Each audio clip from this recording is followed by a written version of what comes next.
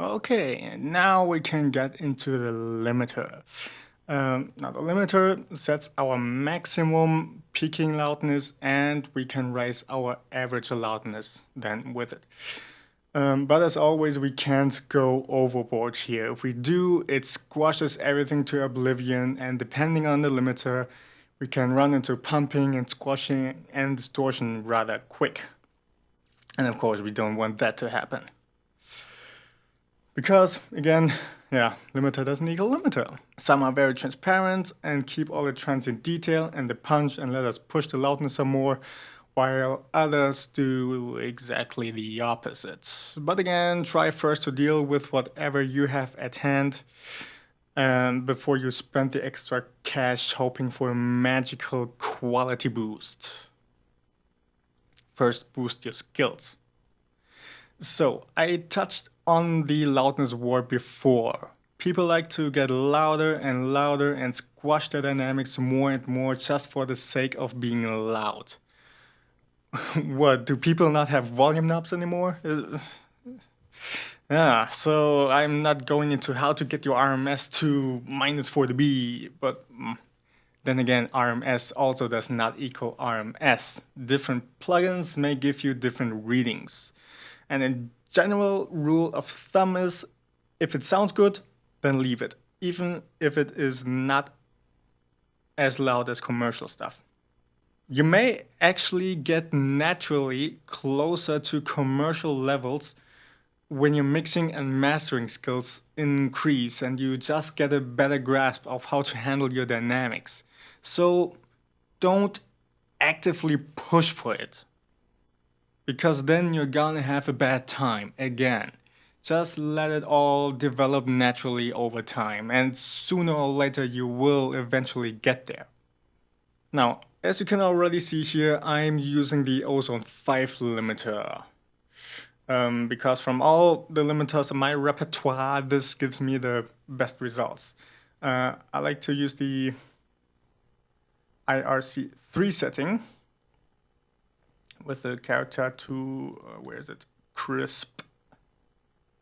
So let's see how far we can push the threshold. And for that, I want to go to the loudest part of the song for reference, because I don't want the quiet part to be nicely loud and then the loud part to be destroyed by the limiter. That doesn't make sense. In general, when I set my compressors and the limiter, I always rather go to the loudest part to make sure they don't run into any trouble. And then the quieter parts are kind of good on their own. And I'm going to set this threshold blind, okay? So I'm just going to pull it down. I'm not going to look at the values, and I'll just listen until I run into any pumping and squashing problems, and then I'll pull it back again until I get a nice setting. And throughout this, of course, I have to lower my master volume here because it gets pretty loud. So don't be confused why things get louder first when I pull down the threshold and then quieter again. It's just me handling my equipment. Okay, so let's check what we can do.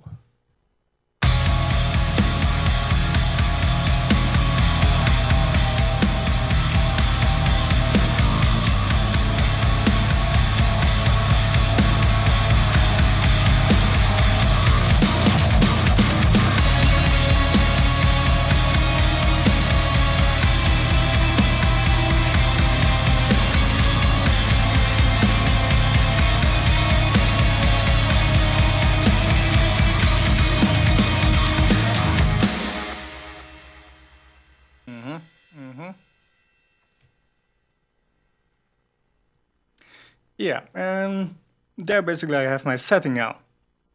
With the IRC3, I can actually push the gain reduction that the peaks go to about minus 7 dB, and in general I have a reduction of about minus 4 to minus 5. And other compressors don't let me do this, okay? Other compressors already start acting up when I go to a gain reduction of minus 3 dB. And so don't get me wrong, I don't necessarily want to promote this thing. It's just what gives me personally the best results. So You just check what gives you the best results. And as you probably saw, although I already set the margin to minus 0.1 dB, my peaks were still going into the red. I'll still get to that in a bit. I like to use LUFS to read my average loudness because it's closer to how the human ear actually hears stuff. RMS is taken directly from your peaks, and I don't really find it comfortable to work with. But again, that's just a personal preference. And my LUFS also goes up to about minus 6 dB if I saw that right now. Although the value doesn't really concern me. As I said, if it sounds good and sounds powerful enough, then we can leave it. Okay, and now to why my metering was still going into the red and clipped. For the peaks, I use true peak meterings, not your normal peak readings. True peaks measures the loudness in the analog domain. So it measures what's going on in your sound card, in your interface, in your devices. Because those are basically your analog devices. I mean, they do transform the digital signal from your computer, from your DAW into an analog signal, and then that goes into your speakers. And those devices may still react in a way that the peaks actually go a little bit above the margin that you set. And that's why I use true peak metering to see how things are looking there. Let me just show you. I use a normal peak reading now and see what that gives me.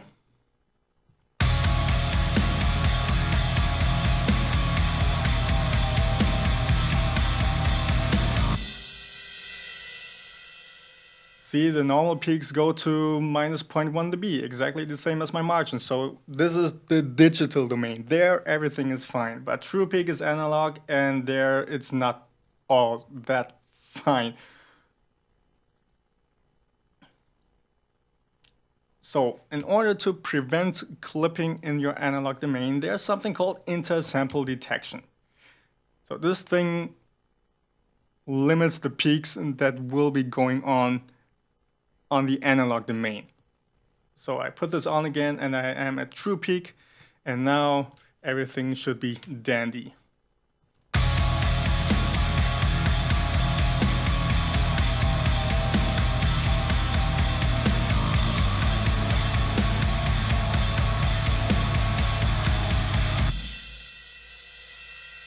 Yep, that makes me happy. I actually had to ease up on the threshold a little bit again because I like to keep it a bit more transparent. It was still squashing a little bit.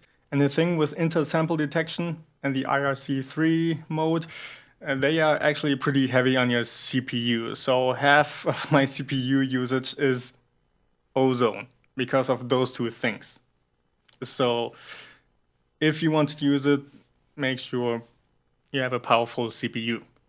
I actually had to upgrade my computer not too long ago because I couldn't use that stuff, but I wanted to use it so badly.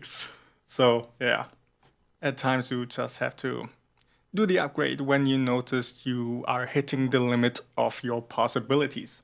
And now I actually like to set the margin lower to about minus 1 dB because when we render into MP3, we lose about a headroom of 1 dB.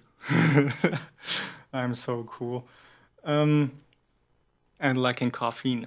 So I would like to be safe and provide this 1 dB of headroom so to make sure that when I render to MP3 that I don't run into any trouble again. Also, when you upload stuff to YouTube or SoundCloud, I would recommend that you set down your margin because those sites also do their own processing and rendering again, and depending on how things go, they also might squash some stuff, and I've heard a lot of people having trouble with that. So setting the margin lower may help you out there. Okay, and now, yeah, we are basically done with mastering on the audio level. Woohoo! Let's party! Then next part of this tutorial series will be the final part, and there we will get into 2 more final steps that still belong to mastering, and then we are done. Okay, but until then, you can already try this stuff out and have fun with it. And see you then next time.